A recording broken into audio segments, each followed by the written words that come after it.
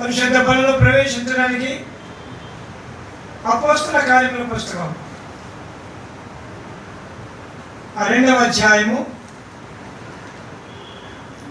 అపోస్తల కార్యముల పుస్తకం 2వ అధ్యాయము 42వ వచనం కలిసి చదువుకుంటాం.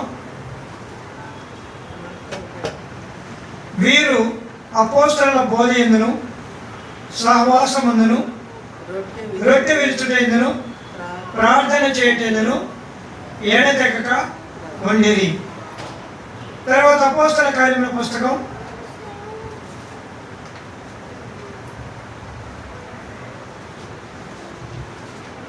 8వ అధ్యాయం.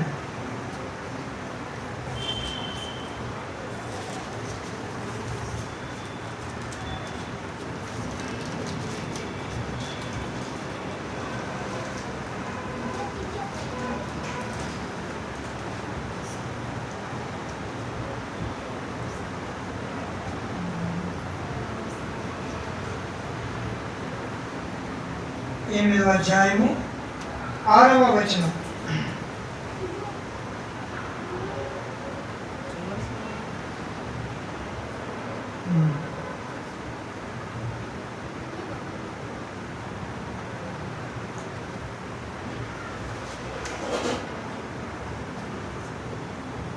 దానికంటే ముందు అపోస్తల కార్యములు 2వ అధ్యాయము 22వ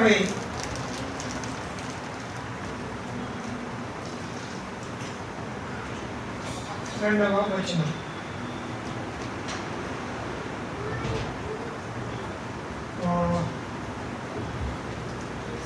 ఇట్లా తీసుకొస్తే బాగుంటుంది అనుకున్నాను. కొంచెం దైవ వర్తమానాన్ని అపోస్తల 2:42లో వీరు అనే మాటను ఆధారంగా చేసుకొని ఎవరు అపోస్తల బోధలో ఉన్నారు,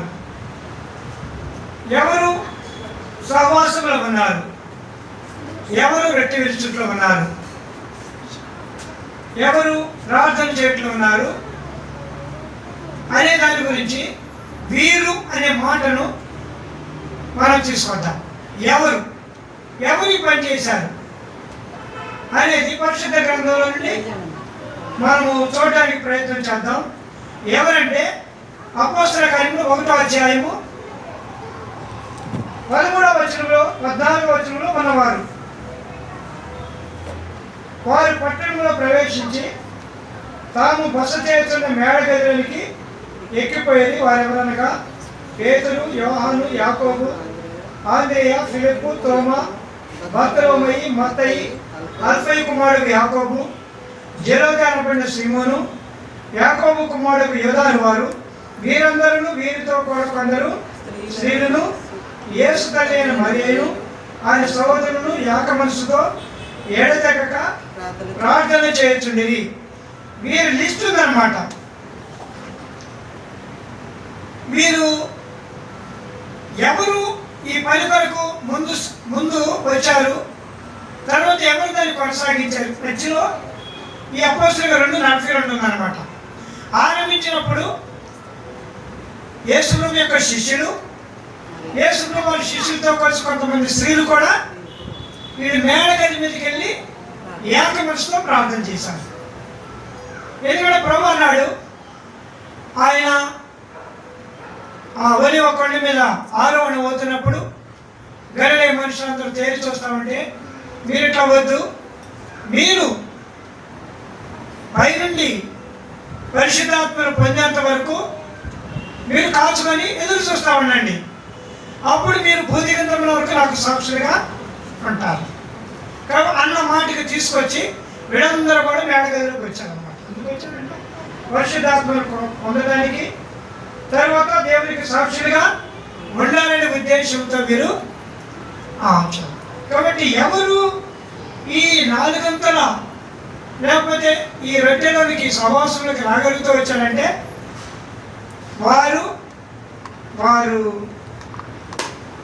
ప్రతిష్ఠింపబడటానికి డెడికేట్ చేసుకోవడానికి ఇష్టపడిన వాళ్ళు, ప్రతిష్ఠింపబడటానికి నిర్ణయించబడిన వారు. ఇప్పుడు మేడగదిలో ఉన్నారు. యేసుప్రభువారు పరలోకానికి ఆరోహణమైపోయాడు, నాయకుడు లేడు. ఇప్పుడు యూదా పెద్దలు వచ్చి మళ్ళీ ఏదైనా చేయొచ్చు కదా. ఏమయ్యా, మీకు నాయకుడైన వాడిని చంపేశాము, ఇప్పుడు ఆయన లేడు, మళ్ళీ మీరు మొదలు పెట్టారేంటి అంటే, ప్రభు ఆరోహణమైన తరువాత వారిని కొనసాగించుకోవాలని తీర్మానం కలిగిన వారు మాత్రమే అందులోనికి రాగలడానికి, ప్రేరేపించడానికి అర్హులయ్యారు. నేను చెప్పింది మీకు అర్థమైంది అనుకోండి. యేసుప్రభువారు పరలోకానికి ఆరోహణం అయిపోయాడు. శిష్యులందరూ ఇక్కడ గ్యాదర్ అయ్యారు, మనకు లాగా అనుకున్నాం. ఇప్పుడు వచ్చి ఎవరైనా ఇలా బెదిరించవచ్చు. మీ నాయకుడే లేదు, చంపేసాము, సిలువేసి మీరు చూశారు కదా, మళ్ళీ మొదలు పెట్టారండి మీరు ప్రార్థన ఎవరి కోసం అని వాళ్ళు కొట్టుకొని ఈడ్చుకొని పోవచ్చుగా. అయినా మా ప్రాణాలు కూడా ఇవ్వడానికి మేము సిద్ధంగా ఉన్నాము అనుకున్నవారు కూడుకున్నారు అక్కడ. అది ఆ రొట్టె ఏం చూపిస్తా ఉందంటే, are you ready to die for Christ అన్నట్టుగా ఉన్నారు. ప్రభు కోసం చచ్చిపోతావా అన్నట్టుగా లేదు, ఉంటా చచ్చిపోతాం మనం. అబ్బా, ఏదో ఒకటి అవసరమైతే బలమైన తలుపులకు అడ్డమైన పెట్టి కనపడకుండా దాక్కోవాల్సి వస్తాం. కానీ వీళ్ళు అట్లా లేరు. మేడగదిలోకి అప్పర్ రూమ్లోకి ఎక్కేస్తారు, పైకి వెళ్ళిపోయి ప్రార్థన చేయడం మొదలుపెట్టారు.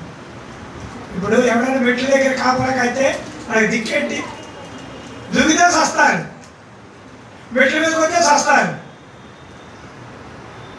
కింద అయితే ఎక్కడ పారిపోతారు. మా పైకి వెళ్ళాడు ఎక్కడికి వెళ్తాడు ఇంకా. సో వారు డెడికేట్ టు డెత్ అనేవాళ్ళు ప్రభు వాళ్ళ కొరకు ప్రేరేపించబడ్డారు, ప్రేరేపించేటట్టుగా చేశారు. ఇది మొదటి సంగతి. రెండవది, వారందరూ కూడా అదే 14వ వచనంలో వారందరూ ఏక మనసుతో ఉన్నారంట. ప్రభు పనిలోకి రావాలంటే ఏక మనసు కావాలి, ప్రభు మనసు కావాలి. ఏక మనసు అంటే మన మనసులు కాదు, ప్రభు మనసులోకి రావాలి. ప్రభు ఏది మన మీద నుండి ఉద్దేశించాడో దాన్ని చేయడానికి ఇష్టపడే మనసు. భవిష్యత్తులో నువ్వు ఒక దీవెనకరమైన వ్యక్తిగా ఉండాలి, నువ్వు ఒక సంతోషకరమైన వ్యక్తిగా ఉండాలి, నువ్వు ఒక ఆశీర్వాదకరమైన వ్యక్తిగా ఉండాలి అంటే ఇది చేయమంటే చేయడానికి శ్రద్ధగా ఉన్నవాళ్ళు అనమాట. ఏక మనసు అంటే అట్లా ఉంటుంది. ఇప్పుడు భార్యాభర్తలు ఇల్లు కట్టేటప్పుడు ఆయన కర్ర తీసుకురా అన్నాడు. కర్ర తీసుకురాబట్టి ఇల్లు కొట్టడానికా, అందించడానికి. ఆమె కర్ర తీసుకుంది కానీ మనసు ఏముంది, కొట్టాలని దానికి. అప్పుడు అది కరెక్ట్ అవుతుంది, ఇల్లు కట్టబడుతుందా? ఒక కర్ర తీసుకురామా అన్నాడు, ఎందుకు అందించడానికి, ఈ గుడిసె వేయటానికి కర్ర తీసుకురామంటే కొట్టేస్తే ఎట్లా కొట్టదు. గాత తీయటానికి, గాత అంటేనే ఉంటారు, గొట్ట తీయటానికి పొలుగు తీసుకురా అన్నాడు. పొలుగు తీసుకొచ్చి కొడితే ఏక మనసా? పొలుగు అవసరమైతే మట్టి కూడా తీయడానికి ఇష్టపడి తీసుకురావాలా, ఇచ్చే సిల్వే తవ్వుకోన్నట్టుగా అంతా కూడా కాదు. కాబట్టి ఆ మీనింగ్, ఆ వన్నెస్ అనేది చాలా ప్రాముఖ్యమైంది. అలాంటి వారు మన దగ్గరకు ప్రేరేపించబడ్డారు, ప్రోత్సహింపబడి ప్రేరేపిస్తున్నారు. ఇది రెండవది. మూడవది 15వ వచనం చదవండి. ఆ కాలమందు ఇంచుమించు అపోస్తలుల కార్యం 1:15 120 మంది సహోదరులు కూడి ఉండగా పేతురు వారి మధ్యలో నిలిచి ఇట్లనే. ఓ మంచి ప్రీచింగ్ అన్నమాట. 120 మంది మధ్యన ఫస్ట్ ప్రీచింగ్ ఏమంటారు దాన్ని, వాక్యం ఉపదేశించారు. ఈ వాక్యం ఉపదేశించేటప్పుడు పేతురు ఇస్కరియోతు యోధాన్ని తీసుకొచ్చి చెప్పాడు, ఆ మాటలు వింటే ఎంత బాగుంటుంది చూడండి. స్టార్టింగే 16వ వచనం, సహోదరులారా యేసు పట్టుకొనిన వారికి త్రోవ చూపిన యోధాను గురించి. యోధాకి ఎంత మంచి పేరు పెట్టాడు సార్. యేసును పట్టుకొనడానికి పట్టుకొనిన వారికి త్రోవ చూపిన యోధ అంట. యోధా గురించే మొదలు పెట్టాడు ప్రసంగం. అంటే 11 మంది ఇక్కడ ఉన్నారు. వీళ్ళ ఎవరి గురించి చెప్పుకోవచ్చుగా? తప్పిపోయిన నుండి గుర్తు చేసి చెప్తున్నాడు. అంటే నేనేమంటానంటే బలమైన తీర్మానంతో వచ్చిన వారికి బల్ల, బలమైన ఒక మనసులోకి వచ్చిన వారికి బల్ల, బలమైన వర్తమానాన్ని విన్న వారికి బల్ల. ఇస్కరియోతు యోధా గురించి ఎందుకంటే యేసు గురించి చెప్పొచ్చుగా లేకపోతే. కానీ తప్పిపోయిన వాడు యేసును పట్టుకున్న వారికి త్రోవ చూపిన యోధా అంట. ఇంకొక పేరు కూడా ఉంది చూడండి. ఆ యోధా గురించి రాసు 25వ వచనంలో, తన చోటికి పోటకు యోధా తప్పిపోయి పోగొట్టుకున్న ఈ పరిచయలో, తన చోటికి పోవడానికి పోయిన యోధా అంట. త్రోవ చూపిన యోధా, తన చోటికి పోవడానికి తప్పిపోయిన యోధా. ఇంకా ఏమన్నాడు?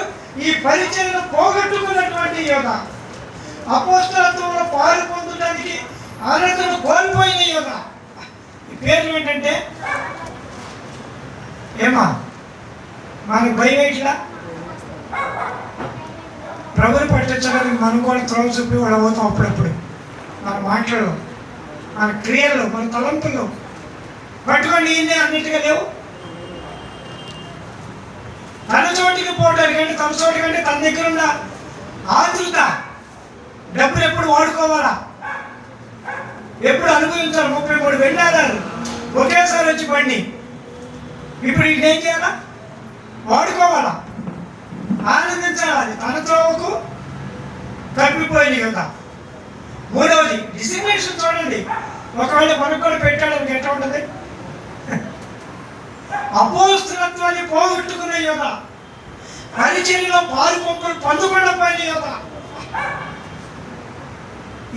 ఈ మాటలు రావాలంటే ఎంత కఠినమైన మాటలండి. ఆ బోధతో స్టార్ట్ చేశాడు పేతురు. బలలోకి వచ్చేవాళ్ళు బలమైన సంగతులు ఎరిగి రావాలా. ఏదో ఎరిగి సగం ఎరిగి తెలుసుగా అనుకుంటే బళ్ళు మనకు ఆశీర్వాదకరంగా కూడా. తప్పిపోయిన త్రోవ చూపిన, త్రోవ తప్పిపోయిన, తన చోటకు పోయిన, అపరిస్థితులను పోగొట్టుకున్న ఈ యోధా గురించి ప్రసంగం చేశాడు. కాబట్టి బలమైన వర్తమానంతో పాలు పంపులు కలిగే వారికే బల్ల అనే సంగతిని హెచ్చరిక చేపడుతున్నాం. మొట్టమొదట ప్రభు కొరకై బలమైన తీర్మానం చేసిన వారికి, రెండవది ప్రభు కొరకై బలమైన ఏకమనస్సు కలిగిన వారికి, మూడవది ప్రభు కొరకై బలమైనటువంటి వర్తమానం ఉన్న వారి కొరకు. తర్వాత ఇంకేముంది? 18వ వచనంలో ఈ యోధా ద్రోహం వల్ల సంపాదించిన రోకలిచ్చి ఒక పొలమును కొనెను.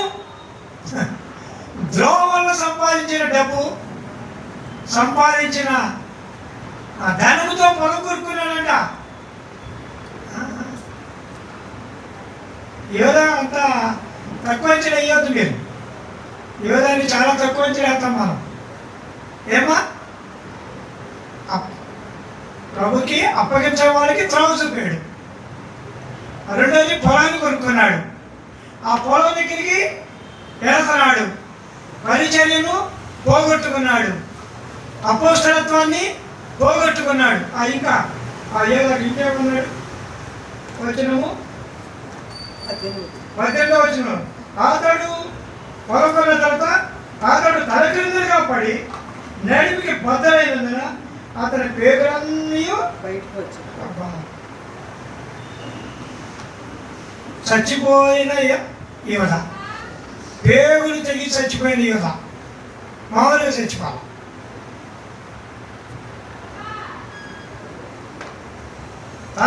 తల క్రిందలుగా పడిపోయాడంట, తల పగిలిపోయింది, పేగులు బయటకు కూడా. ఎంత ఎత్తు నుండి దూకాడు మరి.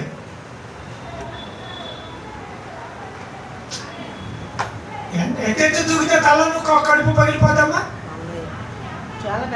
చాలా ఎత్తు ఎక్కేశాడు. ఆ రోజున ఎంత టవర్ ఉందో అంత టవర్ వరకు ఎక్కేశాడు. ఎక్కిన తర్వాత ఈ డబ్బులు ఏమండి, ఇక దూకు, నిర్దోషిని నువ్వు అప్పగించావు, పట్టించావు, పొలం కొనుక్కున్నావు, ఆ పొలం పట్టుదంటే నీకు హక్కు లేదు అమ్మాయి, దూకు. చాలా బద్దలైపోయింది, పేగులు బయటకు కూడా. కాబట్టి ఇలాంటి వాడి కోసం కాదు, మళ్ళా పరిశుద్ధతను కాపాడుకొని చీటేస్తే ఇద్దరిని డిసైడ్ చేశారంట అపోస్తులు. ఇద్దరిని డిసైడ్ చేశారంట. ఎవరు? 25వ వచనం, 26వ వచనం. అంతటా వారు వీరిని గురించి చీటి వేరు. ఎవరు? 23వ వచనంలో, అప్పుడు యూస్తును వారి పేరు బర్సబ్బా అనబడి యేసేపు, మత్తీయ. అంటే యేసేపు మత్తీయ అనుకున్నాం. ఇద్దరు పేర్లు చీటేశారు. 12వ వ్యక్తి ఎవరు కావాలి? మత్తీయ పేరట వచ్చింది. బర్సబ్బా పేరుతో రాలా, లేక యేసు పేరుతోటి రాలా. కాబట్టి ఎందుకు ఈ జ్ఞాపకం చేస్తున్నానంటే, బలమైన వర్తమానం లోపల ఉన్నప్పుడు బల్ల మనకు ఉపయోగపడుతుంది. యోధాలాగున్నావా, మధ్యలాగున్నావా? మధ్య చూడు, అనుకోని రీతిగా తాను అపోస్తలత్వంలోకి వచ్చేసాడు. 11 మంది ఉన్నాం, 12 వాడు కావాలి మనకి అనుకోండి. మనం చీట్లాద్దాం అనుకున్నారు. అప్పుడు మంచి వాళ్ళని ఇద్దరిని సెలెక్ట్ చేశారు. వాళ్ళిద్దరి పేరు సీటీ వేసారు. అప్పుడు సీటీ వేసారంటే ఇక అది స్టాండర్డ్ అనమాట. ఇప్పుడు కూడా అయితే పెద్ద పెద్ద ఎమ్మెల్యే పోస్టులకైనా ఎంపీ పోస్టులకైనా సీట్లు వేస్తారు. అవసరం ఇద్దరికి సమాధానం వచ్చింది, ఇంకా దాన్ని సీట్ని అంగీకరించాల్సింది. సో ఎందుకు ఈ సంగతులు చెప్తున్నారంటే, వీరు ఎవరంటే మొట్టమొదటి మేడగదిలో ప్రార్థించిన వారు, రెండవది ఏక మనసుతో కలిసి ఉన్నవారు, మూడవది బలమైన వర్తమానముతో ప్రేరేపించబడి అపోస్తలత్వంగా ఉండడానికి ఇష్టపడిన వారు. వీరి కోసం ఉన్నారు. 4వదిగా చూడండి దయచేసి, 2వ అధ్యాయము 2వ వచనం. అప్పుడు వేగముగా బలమైన గాలి వంటి ఒక ధ్వని ఆకాశం నుండి అకస్మాత్తుగా వారు కూర్చుండిన ఇల్లంతయు నిండెను, మరియు అగ్ని జ్వాలల వంటి నాలుకలు విభాగింపబడినట్టుగా వారి కనబడి వారిలో ఒక్కొక్కరి మీద మ్రాలగా అందరూ పరిశుద్ధాత్మతో నిండిన వారై ఆ ఆత్మ వారికి వాక్శక్తి అనుగ్రహించిన కొలది అన్య భాషలతో మాట్లాడుతుంది. ఇది బలమైన ఆత్మకు, బలమైన వాక్శక్తికి కారణమైన వ్యక్తులు. వారు కూర్చున్నారు. దాదాపు 15 దేశాల వాళ్ళు వచ్చారు అక్కడ గెలిచిన పెంతుకొస్తున్నాడు. 50 రోజు యేసు ప్రభువారు తిరిగి లేచిన 50 రోజు అన్నమాట. ఆ రోజు అందరూ కూర్చున్నారు. ఈ ముందేమో 11 మంది అపోస్తలు, కొంతమంది స్త్రీలు. తర్వాత 12వ వాడు వచ్చాడు. ఆ తర్వాత సంగతి అతను రాకమునిపై వీడు ప్రాంతంలో ఉన్నారు. వాళ్ళు ఎప్పుడైతే గ్యాదర్ అయ్యారో 120 మంది వచ్చారు. 17వ వచనంలో ఎప్పుడైతే 120 మంది గ్యాదర్ అయ్యారో ధైర్యం వచ్చేస్తుంది కదా, ఒకరికొకరు తోడైతే. ఫస్ట్ వచ్చి కూర్చున్న వాళ్ళు బిక్గా ఉంటుంది. ఇంకోటి పర్వాలేదు, ఇంకోటి వచ్చారు. ముగ్గురేట పర్వాలేదు. వాళ్ళు 11 మంది శిష్యులు, కొంతమంది స్త్రీలు కలిగారు. పర్వాలేదు అనుకున్నారు. 120 మంది వచ్చారు. ఇప్పుడు 120 మంది కాకుండా యెరూషలేముకి 15 దేశాల వాళ్ళు వచ్చేసారు. ఆ రోజున ఇంచుమించు 3000 మంది రక్షింపబడ్డారని రాయబడింది. అంటే 3,000 మంది రక్షింపబడ్డారంటే ఎన్ని వేల మంది ఉంటారు లోనా? అంటే ఒకరికి ధైర్యం వచ్చేసింది, బా పర్వాలేదు అక్క పర్వాలేదు. అయితే వారందరి మీదకి దేవుడు బలమైన గాలిలాగా వచ్చాడు, బలమైన మాటలాగా వచ్చాడు, బలమైన అగ్నిలాగా వచ్చాడు. ఒక్కొక్కరు మాట్లాడుతుంటే మండుతుంది అన్నమాట. ఒక్కొక్కడు స్పర్శ చూస్తుంటే చల్లని గాలిలాగా ఉంది, ఒక్కొక్కడు మాట చూస్తుంటే శక్తివంతంగా వస్తుంది. అంటే వాడు ఆరాధించిన స్థలము, వారు కూడి ఉన్న స్థలము ఓ బలమైనటువంటి వాతావరణానికి కారణమైపోయింది. వీడు మాట్లాడుతుంటే బాగుంది, వీడు కూర్చుంటుంటే బాగుంది. కొంతమంది అందరూ మాట్లాడరు కదా, కొంతమంది మౌనం కూర్చుంటారు, కొంతమంది గట్టి గట్టి మాట్లాడతారు, కొంతమంది గొంతు పెద్దగా ఉంటుంది, కొంతమంది మౌనం ఉంటుంది. కాబట్టి మౌనం వినడం చల్లగా అనిపిస్తున్నారు, మాట్లాడే కూడా గట్టిగా మాట్లాడుతున్నారు. వాళ్ళలో నుండి వచ్చే మాట అగ్ని కణాల్లాగా వెళ్ళిపోతుంది అనమాట. శక్తివంతంగా ఉంది, వాక్ శక్తి. కాబట్టి అలాంటి వారి కొరకు బలం. చూసారా బలం ఎందుకు వచ్చిందంటే నీ మాట గట్టిగా ఉండాలి. నువ్వు ఆస్వాదించే గాలి ఎంతో చల్లగా ఆహ్లాదకరంగా ఉండాలి. నువ్వెంతో బలమైన వ్యక్తిగా ఉండాలి. ఆ కారణం చేత 3,000 మంది వచ్చేసారు. వీరు ప్రేరేపించబడ్డారు, వీరు ప్రేరేపించేటట్టున చేశారు. తర్వాత రండి అపోస్తల కార్యముల పుస్తకం 3వ అధ్యాయం 33వ వచనం.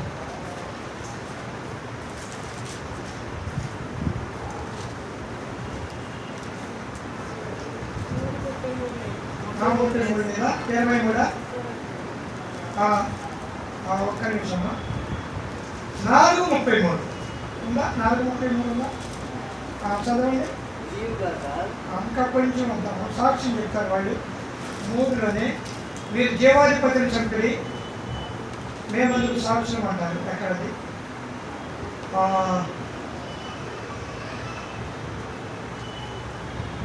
2:33 అంటే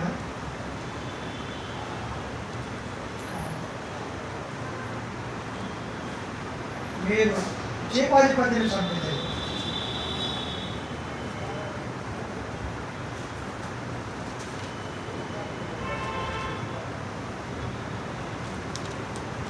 వచనము 3వ అధ్యాయము 13వ వచనం.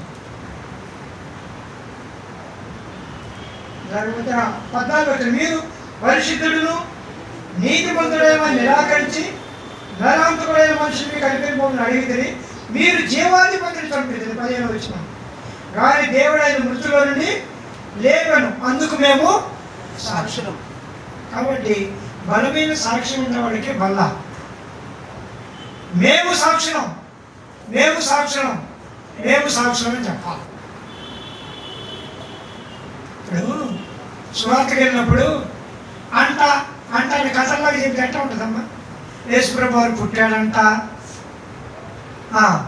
యేసుప్రభు వారు అద్భుతాలు చేసాడంట, యేసుప్రభు వారు సమయ మార్గంలో వెళ్ళాడంట అంటే ఎట్లా ఉంటుందమ్మా? అంటే అదేంటి? లేకపోతే యేసుప్రభు దగ్గరికి వద్దు, మన దగ్గరికే వద్దాం. నా పేరు మీనాక్షి అంట ఎట్లా ఉంటుందమ్మా అది? నా పేరు మీనాక్షి అనేది ఎట్లా ఉంది? నా పేరు మీనాక్షి అంట అనేది ఎట్లా అవుతుంది? అందుకేనండి మీరు చంపారు, మేము సాక్షులం. మీరు చంపారంట, మేము చూసామంట, చూసేవో లేదో అంట అంటే ఎట్లా ఉంటుంది ఇది? ప్రభు బలం కూడా అదే అంటుంది. మన మధ్య నుండి బల్లమ్మని గురించి ఇచ్చేది నువ్వు నాకు సాక్షివి, నీ మీద నీకు అనుమానం పెట్టుకోవా. కొంతమంది రక్షింపబడ్డారో లేదో కూడా అనుమానమే. ఏదో బాప్తిసం తీసేసుకున్నారు, ఏదో సంఘంలో సాగిపోతున్నారు, కానీ అది అసలు రక్షింపబడ్డావో లేదో వాళ్ళకి అనుమానం. అంత అనుమానంతో బల దగ్గరికి వస్తే నీకు బల్ల ఎట్లా బలంగా ఉంటుంది? ఏమా నేను రక్షింపబడ్డా, ప్రభు నా పాపములను క్షమించాడు. మీరు నిర్దోషిని చంపితిరి, దేవుడు ఆయన పైకి లేపను, అందుకు మేము సాక్ష్యం. ఇందులో అనుమానం ఉందా? అంటే కొంతమంది రక్షణ గురించి కూడా అనుమానాలు ఉంటాయి. నా పాపాలు పోయినాయి అంటావా అంటే లోకంలో ఉన్నాం, ఏదో ఒక మాలిన్యం అంటుతా ఉంటుంది, అది వేరే విషయం. ఇది స్నానం చేసిన వాడు కాళ్ళు చేతులే కడుక్కుంటాడు కదా. స్నానం చేసినప్పుడు చేతిలో కాళ్ళే కడుక్కుంటాడు, అంతేగాని పద్దాక స్నానం చేయడుగా.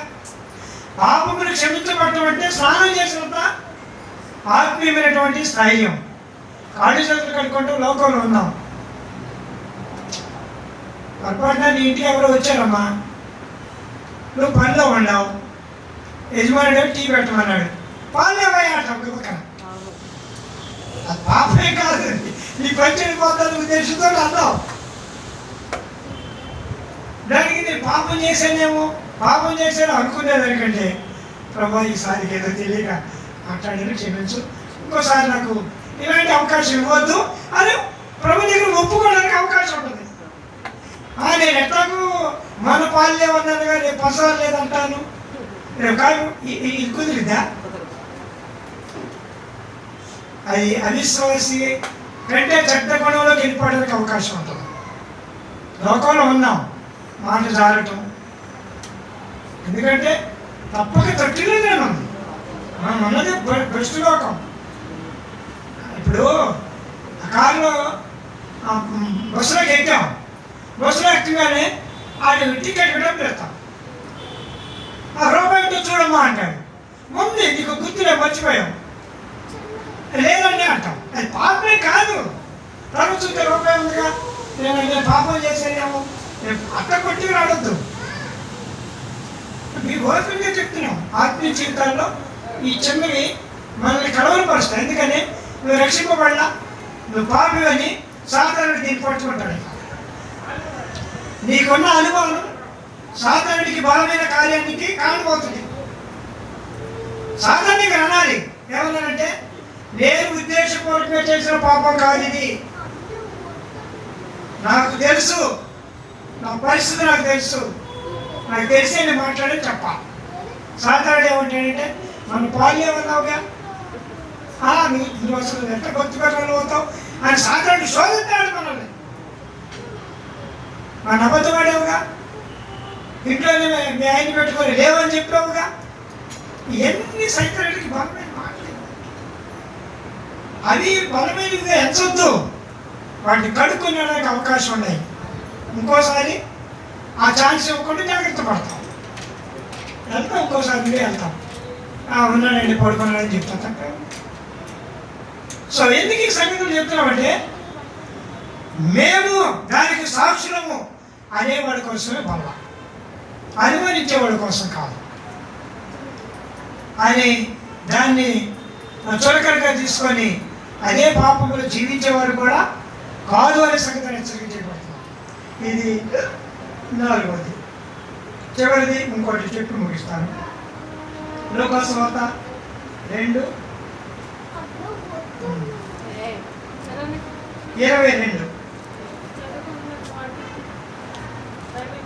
ఇశ్రాయేలు వారులారా నా మాట వినుడి, దేవుడు నజరేయుడకు యేసు చేత అద్భుతములను మహత్కార్యములను సూచక్రియలను మీ మధ్యన చేయించి ఆయనను తన వల్ల మెప్పు పొందువారుగాను మీకు కనపరచను, ఇది మీరే ఎరుగుదురు.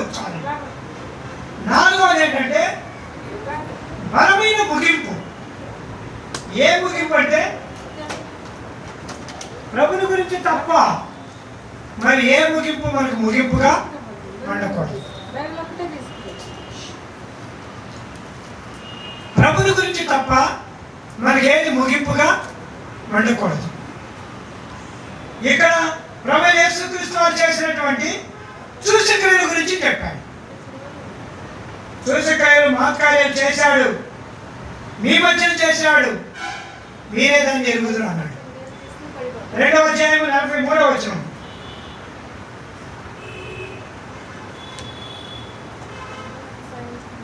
విశ్వసించిన వారందరూ 43వ వచనం, అప్పుడు ప్రతి వారికి భయం కలిగను, మరియు అనేక మహత్కార్యములు సూచక్రియలు అపోస్తలుల ద్వారా జరిగను. యేసుక్రీస్తు వారు ఏ సూచక్రియలు మహత్కార్యములు జరిగించారో అపోస్తలుల ద్వారా కూడా జరిగింది. అది ముగింపుగా ఉండాలి. మన ద్వారా ఏదో ఒక అద్భుతం జరగాల, మన ద్వారా ఏదో మహత్కార్యము జరగాల, అది ముగింపుగా ఉండాలి.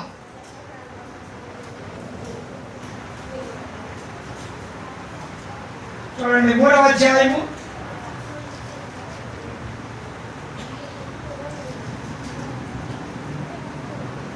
3వ అధ్యాయంలో కూడా ఆ మాటను మనం చూస్తాం. ఇది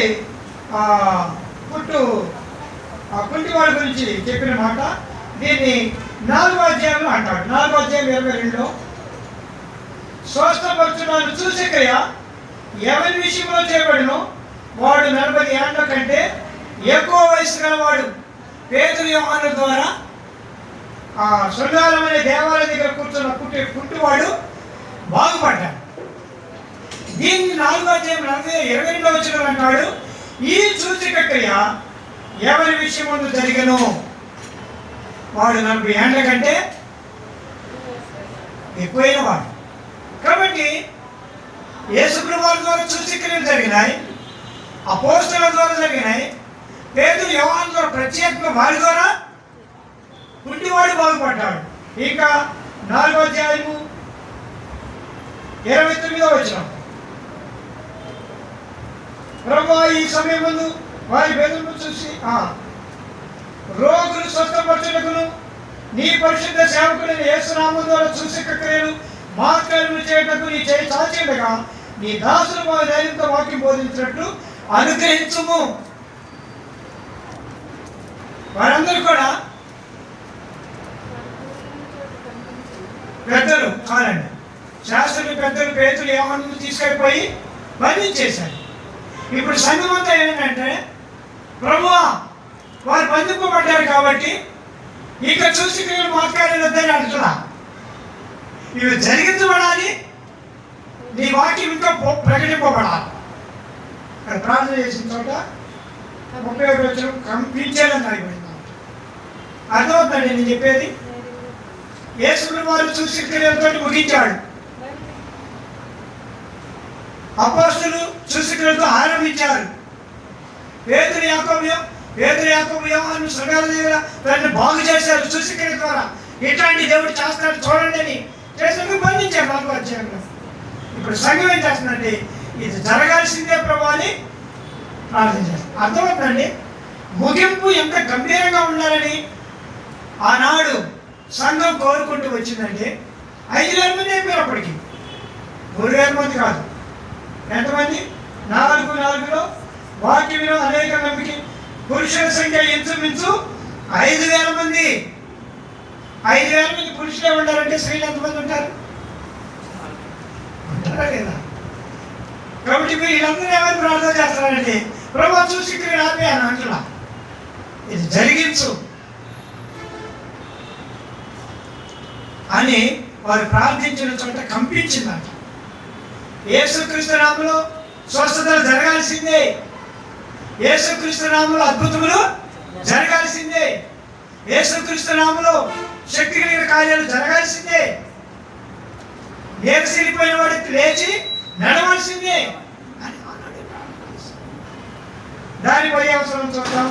5వ అధ్యాయము 12వ వచనం,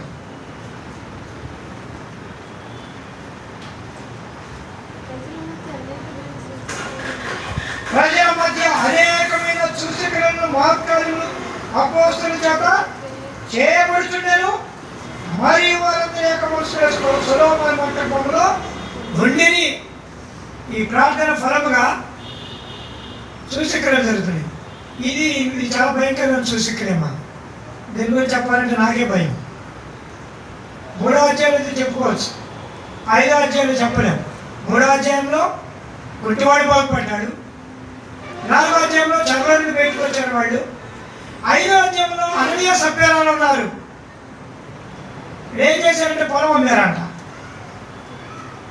పొలం అమ్మి వాళ్ళిద్దరు మాట్లాడుకున్నారు. ఏమయ్యా అపోస్తలులకు మనం ఇవ్వాలి కదా,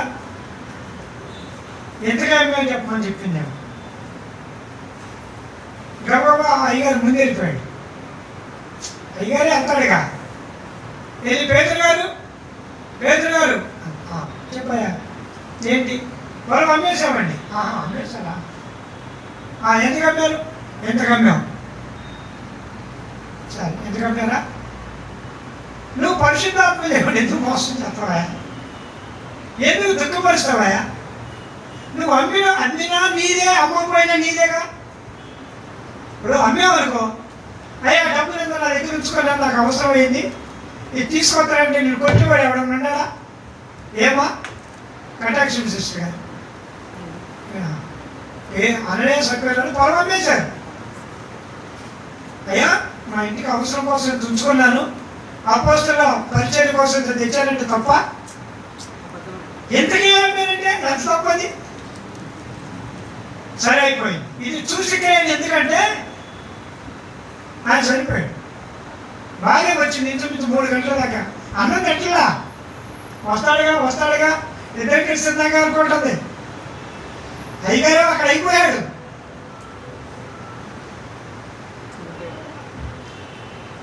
తీసుకెళ్ళారు, పాతి పెట్టడం కూడా అయిపోయింది. ఏమొచ్చింది? పేదరు గారు అయ్యగారు వచ్చారా, అన్నగారు వచ్చారా?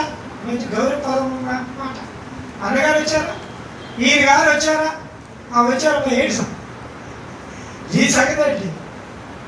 అదేనంటే పొలవగా డబ్బులు తీసుకొచ్చాడు. తీసుకొచ్చాడు. నేనేం తీసుకోండి డబ్బులు. ఎందుకు తీసుకోలేదండి గారు? మీరు డబ్బులు మీకోసమే కదా పంపించింది. పొలం మీరు అమ్మినంతగా చెప్పలేదమ్మా. ఆయన మోసిన బాధలు ఎక్కడే ఉండే నేను కూడా తీసుకుని పోతా. అది చూసి భయంకరమైన సంగతి అండి.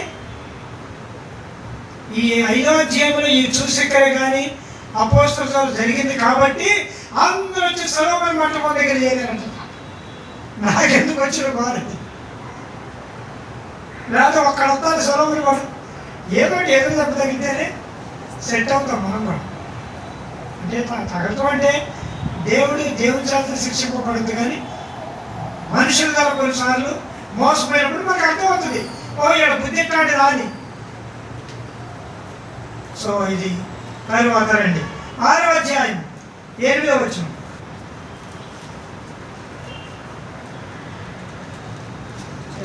స్టెఫెను వచ్చాడు. స్టెఫెను కృపతోను బలముతోను నిండిన వాడే ప్రజల మధ్య మహత్కార్యములను గొప్ప సూచక్రియలు చూడండి, ముగింపు పెట్టడం చూడండి. చేసేసాడంటే అయిపోయినట్టేగా.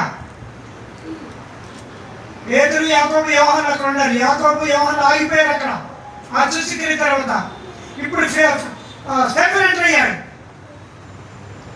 7వ అధ్యాయంలో తాను చనిపోయాడు. కానీ ఎంత అద్భుతమైన సూచక్రియ అంటే చూస్తే అతన్ని ఏదైనా మాట్లాడడానికి కూడా ఎవరికి శక్తి లేదంట. అందుకనే పేతురు 2వ అధ్యాయంలో ప్రసంగం, స్టెఫెను 7వ అధ్యాయంలో ప్రసంగం, పౌలు 22, 26 అధ్యాయంలో ప్రసంగాలు. 3 పెద్ద ప్రసంగాలు. అవన్నీ కానీ వర్ణించాలంటే మన వల్ల కాదు. వీడు ఆరంభం నుండి చివరి వరకు చెప్పేశారు. వీడు ఏ టైంలో దేవుడు ఎక్కడ ఆరంభించాడు. పేతురేమో యోవేలు ప్రవక్త గురించి మీకు తెలవదా, ఆయన ఎవరి గురించి ప్రవచించాడు కానీ యేసు ప్రభువుని తీసుకోవచ్చు, అందరూ దావీదు అందరం తీసుకొచ్చి వస్తాడు. 2వ అధ్యాయం కంప్లీట్ అయిపోతుంది.